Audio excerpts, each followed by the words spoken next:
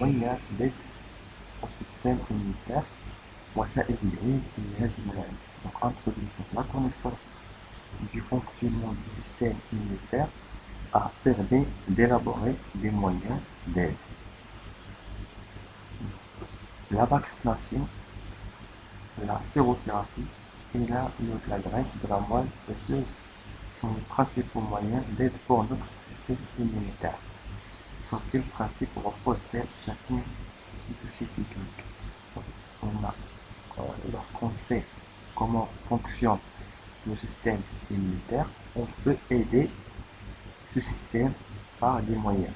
Donc les moyens, la vaccination, la sérothérapie, donc الاستئصال والعلاج بواسطة الحقن المصل et la greffe de la moelle osseuse أي زرع نخاع العظم. Donc voilà, ce sont les principaux moyens d'aide pour le système immunitaire. Premièrement, la vaccination et la sérothérapie. Voilà.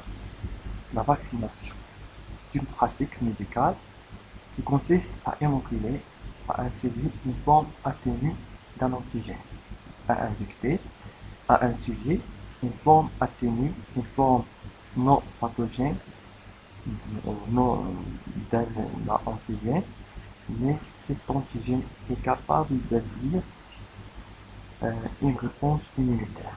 Donc, c'est une pratique médicale qui consiste à inoculer à un sujet une forme atténuée d'un antigène en vue de lui conférer une protection contre la maladie dont cet antigène est responsable. Maintenant, la sérothérapie, c'est l'emploi d'un sérum pour guérir une maladie infectieuse. Elle consiste à injecter au malade un sérum contenant des anticorps spécifiques de la maladie dont il est atteint. Donc la sérothérapie, on a deux mots, séro, c'est le sérum, thérapie, c'est le traitement. Donc le traitement avec le sérum, avec l'injection du sérum. Le sérum, il contient les anticorps. Donc on injecte tout simplement des anticorps. Le but, donc on a une comparaison entre la vaccination et sérothérapie. Le but, pour la vaccination, c'est une méthode préventive, c'est-à-dire c'est une méthode préventive. Pour la sérothérapie, c'est une méthode de traitement urgent, donc l'injection, on va injecter un antigène à virulence atténuée. Pour la sérothérapie, injection des anticorps. Donc l'injection vaccin, sérum, donc vaccin pour la vaccination, et la sérothérapie, c'est le sérum. Donc on va injecter pour la vaccination, on va injecter plusieurs fois. Donc ce sont des rappels, injections successives. Donc sérum, une seule injection. Donc pour la vaccination, donc formation des lymphocytes B. Les lymphocytes B produisent des anticorps spécifiques à cet antigène. Donc l'effet pour la vaccination, l'effet est lors de l'entrée d'un antigène, d'un autre antigène, le deuxième contact, deuxième entrée de l'antigène. Donc les lymphocytes B sécrètent, se transforment en plasmocytes et sécrètent des anticorps. Les anticorps neutralisent l'antigène. Donc pour la sérothérapie, donc on dit que on injecte directement les anticorps, on injecte directement les anticorps. Donc les anticorps neutralisent immédiatement l'antigène par les anticorps injectés. Voilà. L'efficacité maintenant. Donc l'efficacité, c'est une immunité acquise durable pour la vaccination. Durable. Pourquoi? Parce qu'on a des lymphocytes B mémoire. donc existe toujours dans le corps. Dès l'introduction d'un antigène, l'entrée d'un antigène, donc les lymphocytes B mémoire se transforment en plasmocytes et libèrent les anticorps spécifiques à cet antigène. Mais pour la sérothérapie, c'est une immunité acquise de courte durée. Donc les anticorps injectés donc, ne restent pas dans le corps, elles sont éliminées après son effet. Donc la greffe de la moelle osseuse. Donc certains enfants souffrent d'une déficience immunitaire innée, c'est-à-dire dès la naissance, à cause de l'absence des lymphocytes ou à cause de leur incapacité à produire des interleukines.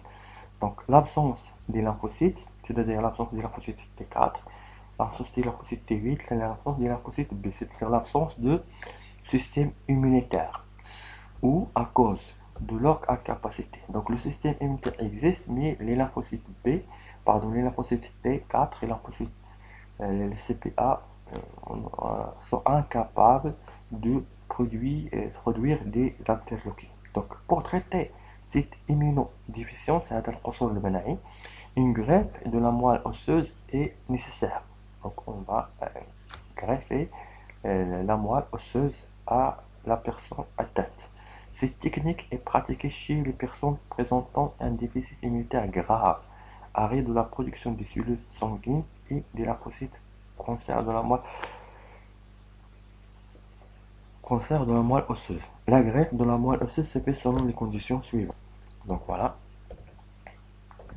Donc premièrement, donc on a une personne donneuse et une personne receveuse. Donc le sujet donneur, sujet receveur.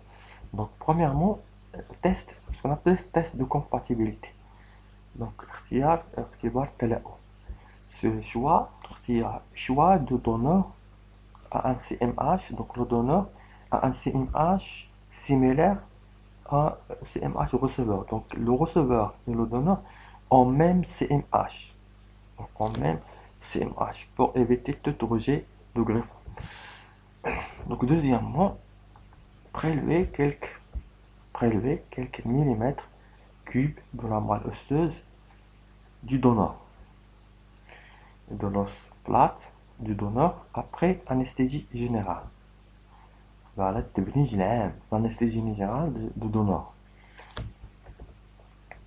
Donc troisième étape, c'est le traitement de l'échantillon. Traitement de l'échantillon médulaire. Donc l'échantillon, donc la moelle, l'échantillon médulaire, la moelle osseuse donc, contient des lymphocytes B, des lymphocytes T et des cellules sanguines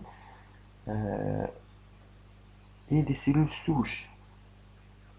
Donc on tue les lymphocytes B, T, les cellules sanguines. Donc il reste tout simplement les cellules souches. On élimine les globules rouges pour C. Donc quatrième étape, l'injection de l'échantillon traité dans le récepteur. Après, donc l'injection de l'échantillon médulaire dans le sang du récepteur.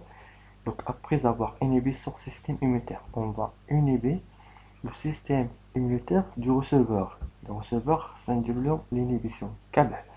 Le, le système immunitaire du sujet receveur. Donc pour éviter tout rejet. Donc soit par irradiation ou par des produits chimiques pour éviter le rejet. Donc voilà, c'est la fin de ce chapitre et avec lui la fin de l'immunité 5. Voilà. Merci sur votre attention.